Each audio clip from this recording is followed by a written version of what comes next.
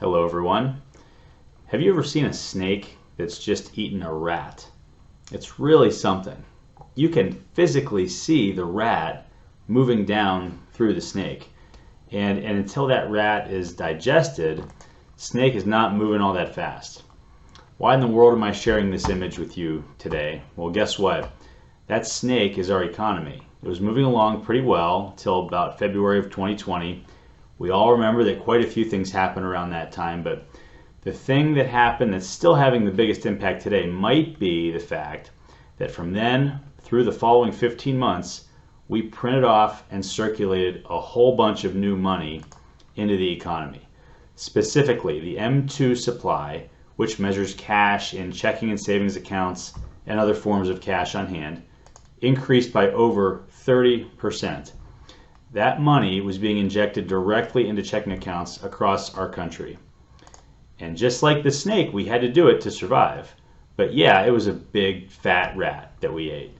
And the reality is it might be years before we fully digest it.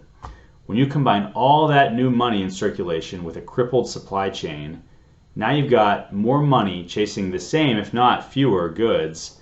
Guess what? Prices are going up. That's inflation. So today, a couple things on inflation. How is it impacting lower income households in particular?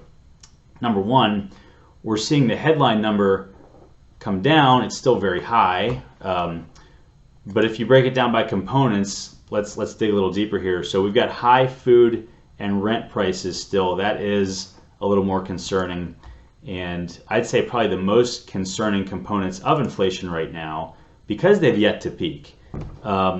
Food and rent are still on their way up. Beef and dairy is up 20% since the pandemic. Chicken's up 30% since 2019. And it's important to understand these different components and what the impact could be. But rising prices have disproportionate effects.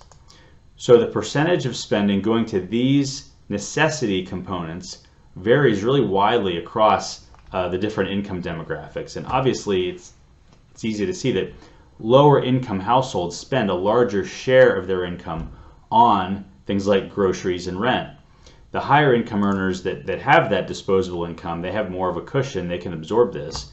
But housing costs in particular, when it comes to housing, much of the lowest income earners are paying rent, while the highest earners are more inclined to own a home and have a fixed monthly cost. As rent prices rise, we should expect more of a squeeze on some of these lower income budgets. It's important to understand, as certain retailers have a particular exposure to these demographics, and they do stand to be impacted. And obviously another problem is that global headwinds could make a soft landing more difficult. There's just a lot at play. So what's the takeaway? I mean, the good news about inflation is that it's often its own antidote.